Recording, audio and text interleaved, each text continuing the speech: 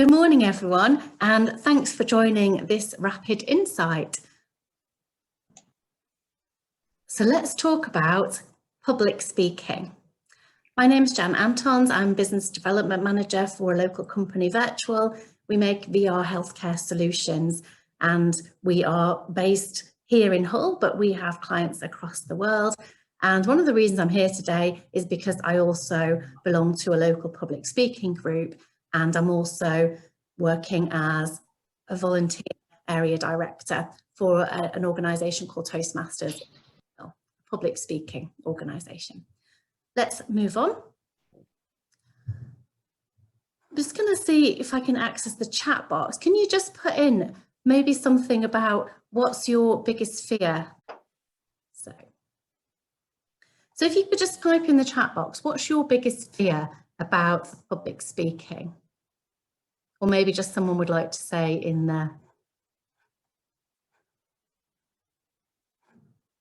I can't actually see the chat. Oh, there is the chat box. Perfect. Forgetting what I need to say, absolutely. Freezing and forgetting, absolutely. Yeah, I've been there. And it's the question whether to use notes or not, isn't it? Saying something I shouldn't, yes. Yes, there is that too. And so, yeah, let's look at that, and we'll come back to those things, how you can maybe avoid those things as well. So when you are invited to speak, what's the kind of things you need to ask? I'm sure you do ask questions. I just thought I'd go through a bit of a checklist on what you perhaps might need to know. I think it's good to know why you've been invited. Is it because they've seen you speak somewhere else? Is it because you've been identified as an expert? Or is it a friend of a friend asking you for a favour? I think it's good to understand the context at which you've been asked to speak. And then who's asked you? And that also leads to why they've asked you and where it will be, what location it will be in. If you think about something where it's a very formal presentation to 100 people maybe, that's quite different to just a small informal discussion with maybe 8 people in a room, or even a discussion after dinner or a party. So I think it's good to know where you're going to be and the location. What's the room going to be like? Are you going to be stood up? Are you going to be sat down? And so just to sort of set the sort of scene of where you'll be, perhaps not in that detail. But also when it's going to take place, well, what time of day, and are you going to have time to sort of prep, or are you going on straight after someone else, in which case it's good to get there early and just prep your slides and have a go with them. But also what time of day, have you got the slot right after lunch when everyone is going to be a bit snoozy, in which case you might want to ask perhaps a few questions and just keep it quite light and quite flowing. So it also depends on sort of what time of day. And are there objectives? Has the meeting got a theme or an objective that you could maybe follow as well? And who will be there? Who are your audience? And that's really quite important. And I just wanted to make just a comment about the audience and the size of the audience. So you said, no, speech to 200 people. Well, actually, you're doing a speech to 200 individuals that have formed the audience. And the idea is that you try and reach those individuals. So I think that's good to think. They're just people like us, just in the audience. And most of them, in fact, all of them, I would imagine, want you to do well. And I think that's good to remember as well when you are giving a talk or a presentation. And why will they be there? And of course, speak for how long. Find out how long your presentation is going to be. So your audience, I think it's really important with the subject to make sure you get the full gist of what it is you're meant to talk about. For example, Paige and myself, we had a discussion yesterday about the presentation, who the audience were, just to make sure that I'm on the right kind of track. And as I said, timing, and really think about what you're saying and why it matters to your audience. Because it might matter to you, but it also needs to matter to the people that you're reaching out to as well.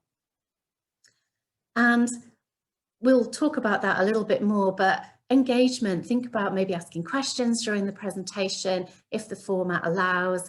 Make sure you make eye contact if it's in a room, maybe just a couple of seconds on each person, just both sides of the room. And of course, hybrid, you have to also look at the camera and look at the people in the audience. So just a slightly more of a challenge, really. And then check for engagement. If people are scrolling on their phones 2 minutes into your presentation, maybe it's you need to kind of just get to the main points or something like that. But as I said, mostly people are friendly. And also, if you have a friend in the audience, maybe ask them to come up with a starter question for the end so that the questions flow maybe a little bit better.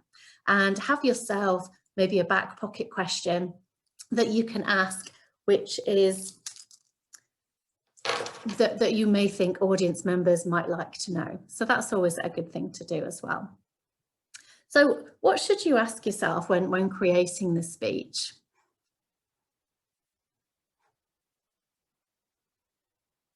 So what do you need really?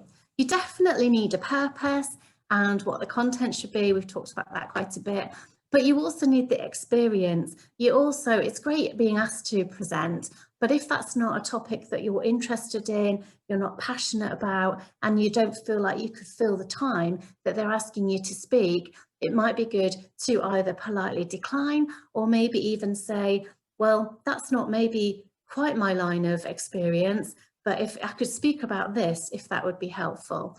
Or maybe say, could I maybe present at the next event? So please don't be pushed into doing something which you think, yeah, I'm really not comfortable about it, because I think that might show when you're actually there, unless you're a very good actor, of course, and then it won't. So you do need the passion. And the other thing that you of course need is the performance. You need to be able to give a good performance when you're presenting. And that's the kind of, I'm just going to give you a few maybe things that you can do to help with that. And again, we've talked about the information that you would need. So the speech always has a purpose. It might be to persuade somebody of your point of view. If it's a debate, that's definitely what it's going to be. It might be to inform people. In this case, it kind of is a bit to inform, but maybe also the second eye, a bit to inspire people about what your message is, or to inspire them about getting involved with something, and certainly if you're trying to persuade them or inspire them, you usually have like a call to action at the end.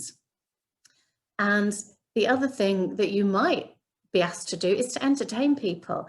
That doesn't mean you have to be humorous. It just means that you have to make your speech entertaining, and there's certain things that you can do for that.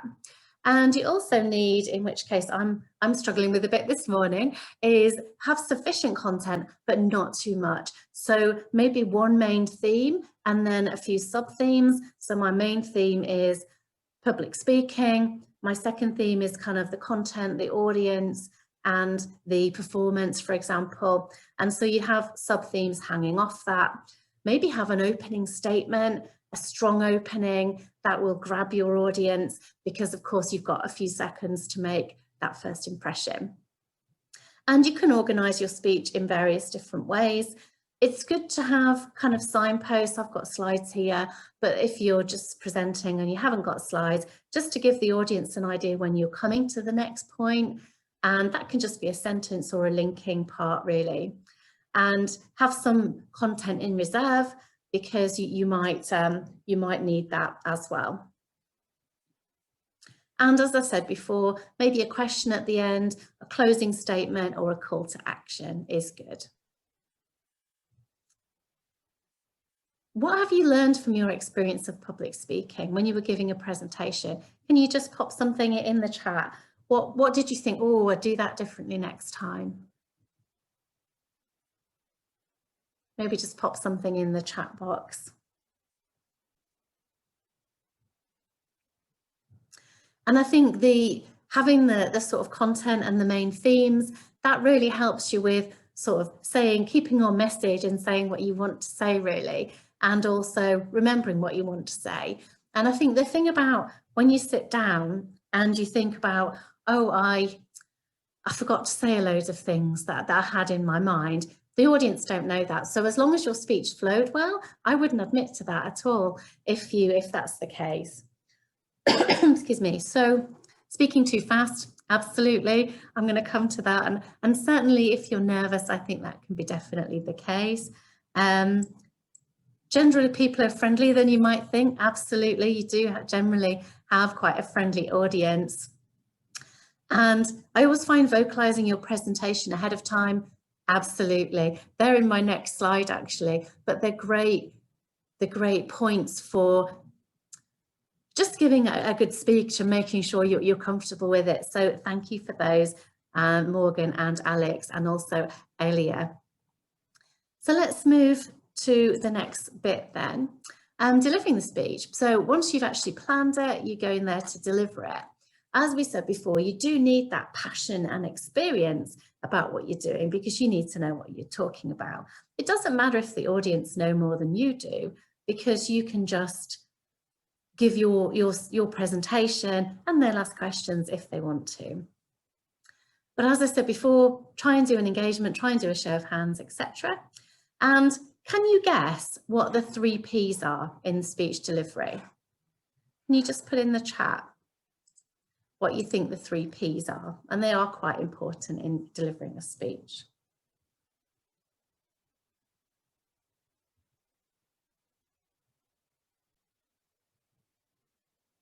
I haven't got anyone in the chat yet putting the 3 Ps in there.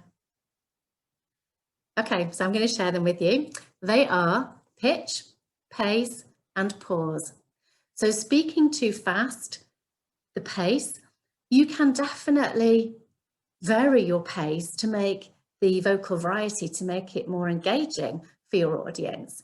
But you can also use pace to sort of convince your audience. So if your audience agree with you, you can afford to speak slowly, because they're probably going to nod and they're going to consider. If your audience disagrees with you, you might want to speak maybe a little bit faster so that they can't maybe interrupt. And so there is ways you can do that, but also just speaking at a natural, maybe I'm quite rapid, but I'm still controlled and speaking in a nice pace. That and you can vary that depending on your speech. If you're storytelling and building suspense, you might want to do it slower. The pitch, of course, if someone talks like this and they don't vary any of their tone at all, you're going to quickly lose interest, I think. So, you know, you do really need to perhaps think about varying that pitch. If you're in a big room, projecting your voice to the back of the room, and also the pause. So pause for applause, maybe pause to let a point sink in, and they're all very good. I've just talked about projection, visual aids, definitely practice with them, definitely practice with the technology beforehand. And usually, if you've been practicing your speech as well, you maybe don't need notes, but you might just want some main points written down to help you with it. And the final P is practice. So you always will need to practice, and like the person put in the chat box just now, practice it out loud, because it does sound different out loud than it does in your head as you're sort of writing your speech. Definitely record yourself if you don't have someone, maybe a critical friend who can help you with it, and play it back, and always practice your timing. So I practice my timing. I'm at 14 minutes with a minute or so for questions. So I'd like to now take the questions if you have any in the chat box.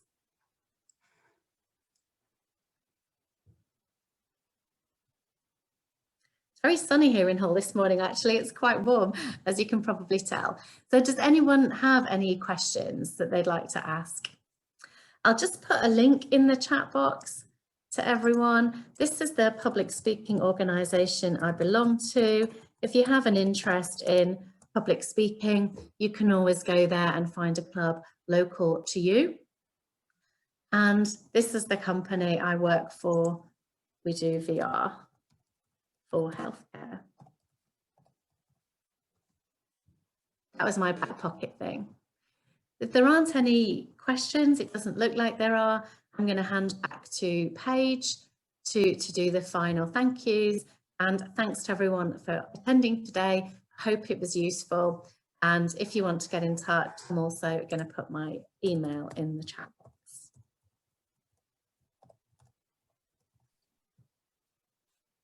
Thanks, everyone.